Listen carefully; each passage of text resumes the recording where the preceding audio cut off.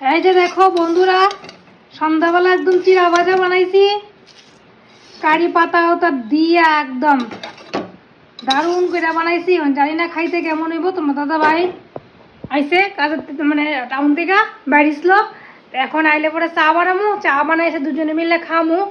তা খাইয়া তোমরা কমু চিরা ভাজাটা কেমন হইলো। আমার না কারি পাতার গন্ধটা খুব ভালো লাগে। তোমরা কার কার মানে কারি পাতা দিয়ে সেটা চিরা ভাজা বা মুড়ি ভাজা খাইতে ভালো লাগে আমার একটু কইও তো। আমার তো ভীষণ ভালো লাগে। আমরা পাশের বাড়িতে একটা কারি পাতার বড় গাছ আছে, তারা বাড়ির থেকে না কারি পাতার বাতাসের সঙ্গে যে গুটা টুটা দেয় উড়ে উড়ে আয়া আমরা বাড়ির মধ্যে প্রচুর চারা গাছে বইরে গেছে গা। এখান থেকে একটা ডাল ভেঙে এনে সেটা কারি পাতাটা দিয়ে সেটা তোমারইও করছি, চিরা ভাজা করছি, তোমরা দেখাইতেছি।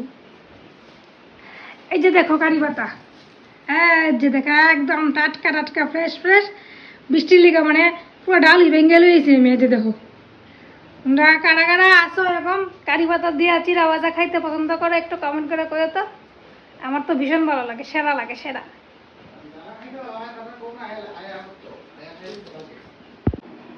কি গো কিটা করো? আরে গ্লাস দিয়ে জল দে, আবার গাছও লাগাইছো নাকি তা? গাছ নয়, কারি পাতা ডাল আছে ভেঙে আনছি, বেশি বড় ভেঙে লাইছি। আমার তো কারি পাতা ভীষণ প্রিয়। তেলে ডালটা জলের মধ্যে চুবাই রাখলে 2-3 দিন ফ্রেশ থাকবো আর কি। ও মা কি বুদ্ধি রে, অত বুদ্ধি কই রাখো? গ্লাসের ভিতরে নিয়ে রাখো, অত বুদ্ধি দাও। গ্লাসের মধ্যে জল দিয়া থাকতো না জানি, আমার অভাবও নাই কারি পাতা প্রচুর, কিন্তু তবু ফালাইতে কষ্ট লাগে। লেগা বন্ধুরা তোমরা যদি লাগে কারি পাতা তোমরা আয় আমার পরে। যার যার কষ্ট লাগে, হ্যাঁ কষ্ট কষ্ট। কষ্ট লাগে।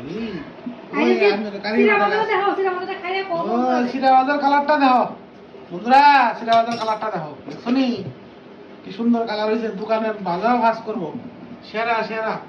ওই তো টেস্ট করতেছে ওখানে আমার ফালা দেখি একটু গান খাইয়া।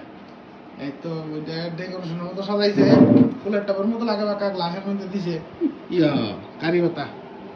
দেখো ডাইনিং টেবিলের মধ্যে ফুলদানি যখন যায়, যেমন ফুলদানি হয়ে জায়গা নাকি দা। এইদিকে চা রেডি হইতেছে, এই যে দেখি একটু খাইয়া।